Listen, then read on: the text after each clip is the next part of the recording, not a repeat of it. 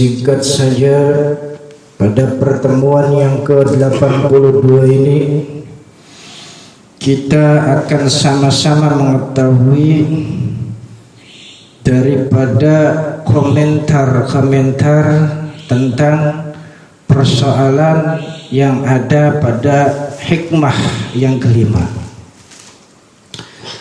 Ada komentar dari Ibrahimul Khas. Waqala Ibrahimul Khas, berkata Ibrahim Al-Khas, berpandangan tentang persoalan ijtihaduka fima dumina laka wa taqsiruka fima tuliba minka. Beliau ingin mempermudah bahwasanya yang namanya perkara yang terkandung di dalam hikmah nomor 5 tadi, beliau mengumpamakan seperti ilmu supaya mudah dicerna. Jadi yang namanya ilmu itu menurut beliau terdapat ada 2 unsur. Ilmu itu, kata beliau, tidak dapat kamu paksa untuk mendapatkannya. Jadi ilmu apapun itu jenisnya, tidak bisa ilmu itu kita paksakan untuk kita dapatkan ilmu tersebut dengan upaya-upaya yang kita lakukan. Gampangnya, apapun yang kau lakukan, sekeras apapun yang kau kerjakan, kalau ilmu itu belum bisa kita kuasai, kalau seandainya Allah belum menghendaki ilmu itu kita dapatkan, maka ilmu itu tidak akan kita bisa atau dapatkan. Karena ini ada kisahnya, ada teman saya juga. Dia itu pengen menguasai satu ilmu sampai apa? Melakukan tindakan-tindakan, istilah kata mah pol, tapi tetap nggak bisa. Sampai nutrisinya, obat, vitamin, cerebrokot, cerebripit, itu apa kan? Iya. Demi apa? Untuk bisa dia mempelajari ilmu yang ia hadapi. Jadi upaya apapun terhadap ilmu tidak akan bisa kita dapatkan dengan usaha sungguh-sungguh, kata beliau. Ini yang pertama.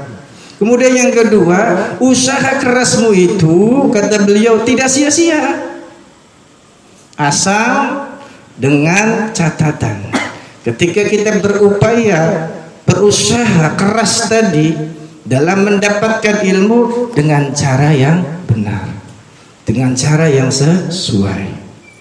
Kemudian terhadap hasilnya kita terima. Nah itu. Jadi di dalam proses seperti itu, dalam kita berusaha, dalam kita berupaya, kata beliau itu, upaya kita, usaha kita itu bisa membuka daripada basirah kita, daripada mata hati kita, dengan ijtihad atau usaha sungguh-sungguh kita.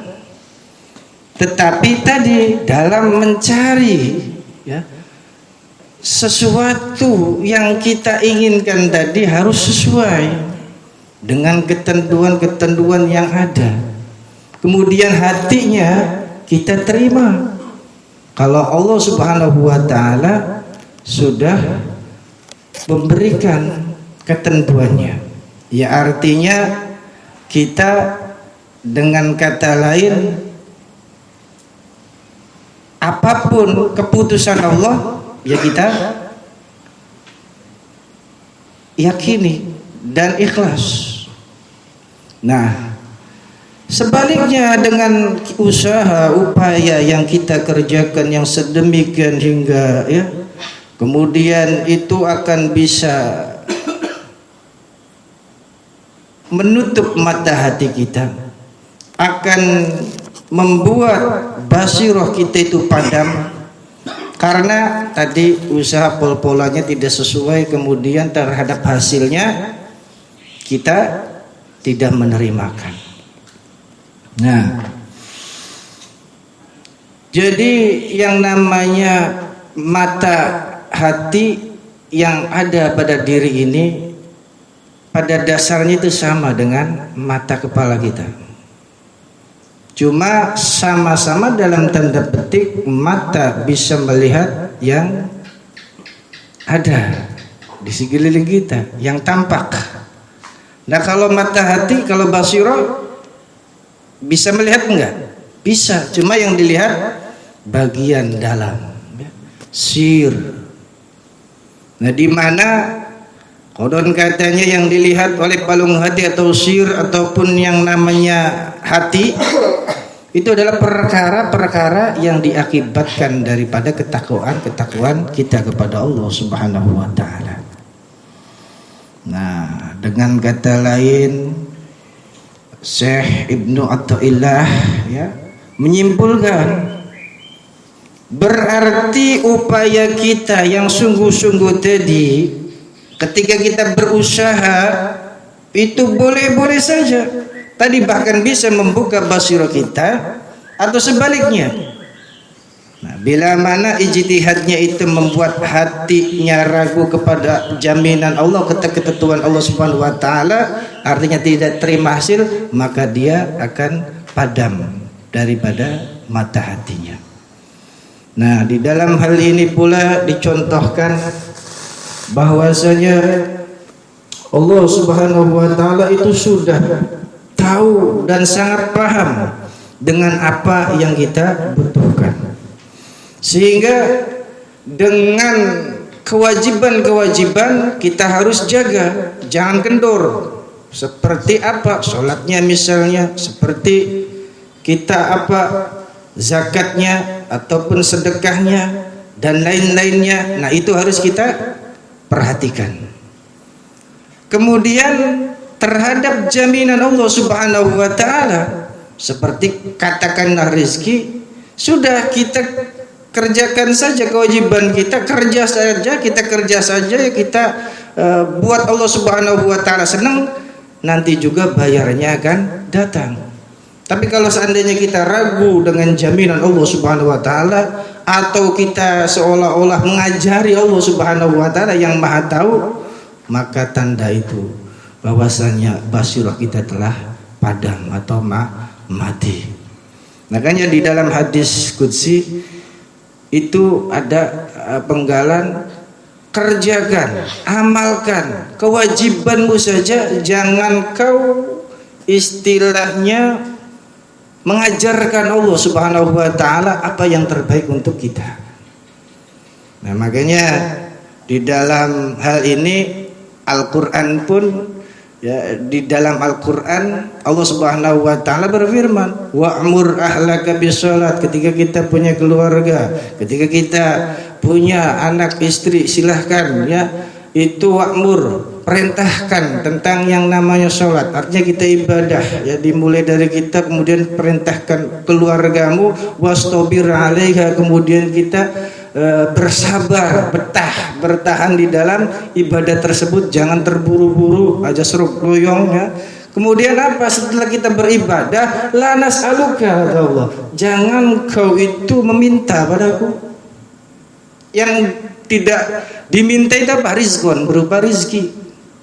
Tuh kok kenapa kita kata Allah Subhanahu wa taala la nas'aluka, tidak meminta berupa rizki? Karena apa? Nahnu narzuquk, Allah sudah jamin yang namanya rizki mah. Artinya ketika kita tidak minta juga, Allah sudah nanti akan kasih. Karena memang benar-benar Allah Subhanahu wa taala perhatian dan akan bagi yang namanya rizki. Jangankan kita itu ahli syuhud, orang-orang yang percaya kepada Allah Subhanahu wa taala, orang-orang yang tak percaya pun Allah bagi tuh. Jangankan ya kita orang-orang yang beriman, orang kafir, orang isyan, orang yang membangkang, kasih kok rezekinya oleh Allah Subhanahu wa taala. Makanya jangan kita istilahnya ragu ataupun kita terhadap Allah berprasangka buruk. Karena kalau kita berprasangka buruk kepada Allah Subhanahu wa taala atas jaminannya Allah Subhanahu wa taala sudah sediakan untuk kita, kemudian kewajiban kita justru kita abaikan, kita lalaikan. Nah, kalau seandainya ada orang yang seperti itu, maka orang yang seperti itu akan terindikasi basirohnya padam. Artinya Pak, mata hatinya telah mati. Ya. Nah, kemudian juga menjadi orang yang bodoh, kata orang arif billah. Nah, makanya dengan hal ini ya kita sama-sama belajar untuk lebih meningkat lagi ya, dan terus meningkat lagi.